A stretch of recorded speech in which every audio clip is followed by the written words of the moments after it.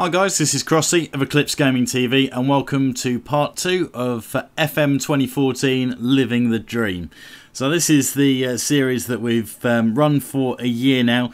For those of you that are catching this as the first time you've seen it, I have put myself into Football Manager, started out at FM2014 United in the Skrill South, so playing in the non-leagues, and I've gone realistic, so I started out at 24.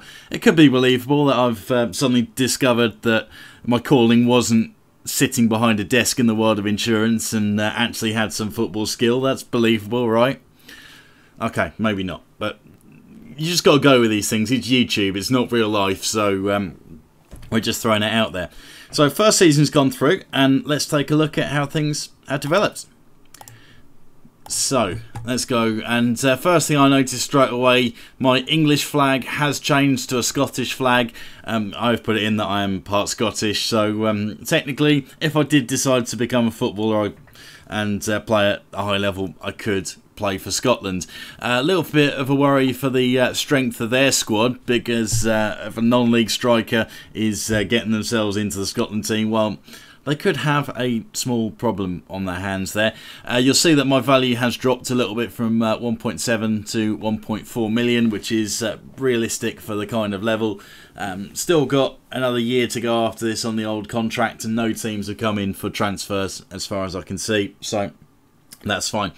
You'll see on the biography, made my Scotland debut against Germany in November 2013 and has made 2 appearances total. So let's have a bit of a look. So those are 2 substitute appearances that have taken place there. And we'll go to the player stats and have a look at how things have broken down here. So man of the match 3 times. Managed to win 67% of games, which, just for your interest, has put FM2014 at 2nd in the table and into the playoffs.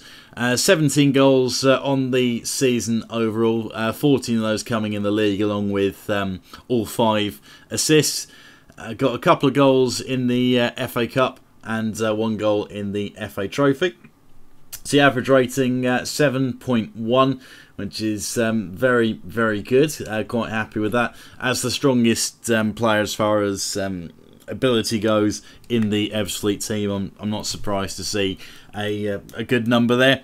And to be honest, I've been punching above my weight in this team, so it'll be interesting if FM2014 do manage to push their way through to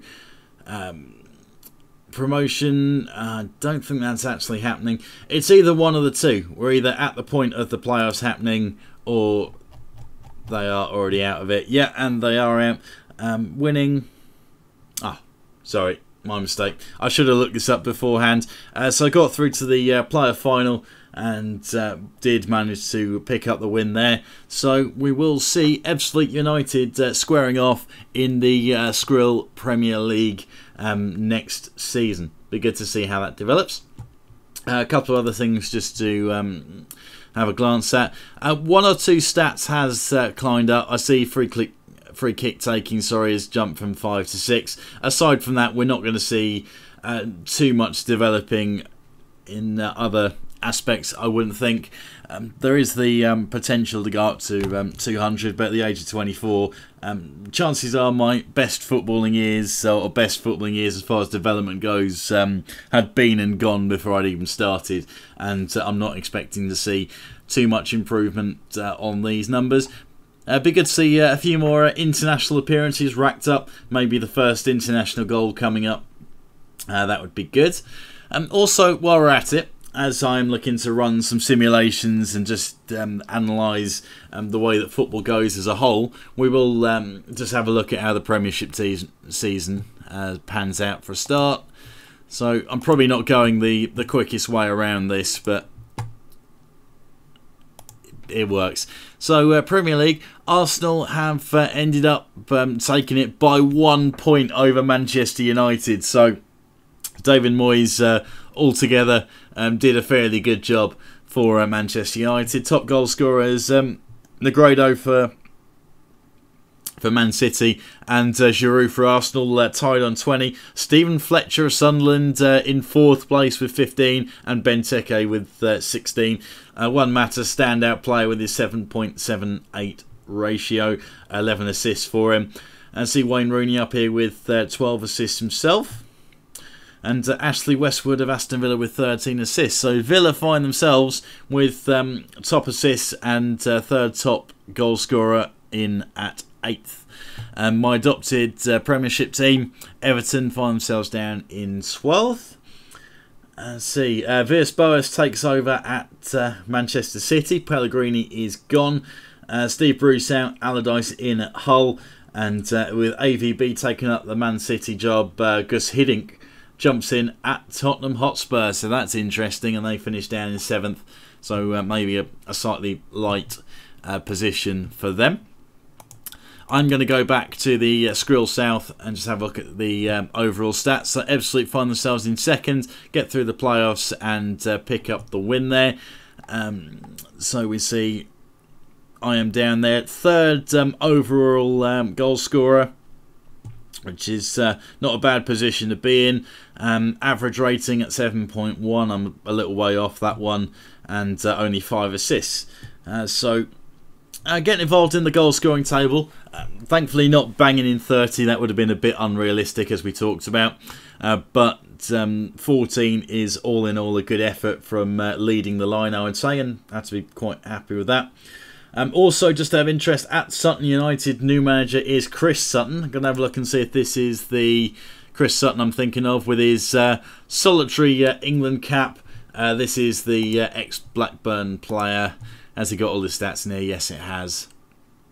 So, yeah, Chris Sutton is plying his trade in the non-leagues as a manager. Always interesting to see. And also, while we're here, we'll have a look at just how things have been working out in the world standings. Of course, things aren't going to be too much different from what we would expect to see. So, overview, world. This will be much more interesting reading pushing forward, I would think. So, top players: Cristiano Ronaldo, Messi, Iniesta, Gareth Bale, Casillas. No one really surprising here. If I just scroll down, see if there's any names that jump out. No, usual suspects in there. Major transfers. Anything worth noting here? No, not at all. Adrian Mutu's still going.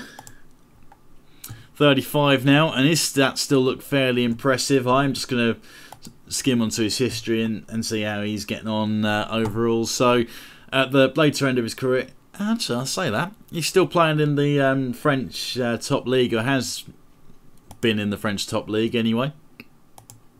Now playing for Al Shahab in Saudi Arabia. I bet they're not short of some dough. Anyway, I'm jumping around a little bit too much. I could go on with this for a long time, but I'm going to be working on some other sort of simulations and see how things develop over 5, 10, 15, 25 years. Basically push on as long as I can, as long as there's interest. So I won't go into this one too much. That has been the first season for the digital version of Mark Cross that actually has some footballing skill. Altogether gone well. Finished on 17 goals total in 34 appearances. Got a couple of caps for Scotland as well, I should say, which I do have part nationality on. So, all in all, can't complain too much. Going to see a run in the Skrill Premier after promotion in Season 2. Still the possibility of a transfer in the summer, but fairly unlikely with a 1.4 mil asking price, I would say. And yeah, be looking forward to seeing how that goes. End of next season will be the end of my contract at Ebbsfleet. So where my next stop will be, I guess we'll soon find out. But chances are, if we have another season like this, I could well be one of those players that a team a little bit higher up the pyramid would want to take a punt on. If you've enjoyed the series so far, then please feel free to hit subscribe on the channel. Wasn't what I planned, but everything on there so far is FM2014 related, so you'll find something to keep you interested, I'm sure. Please feel free also to like the video, it really helps me out. And any comments you've got, any other series that you'd like me to run on FM14, then let me know. Thanks for watching, catch you next time.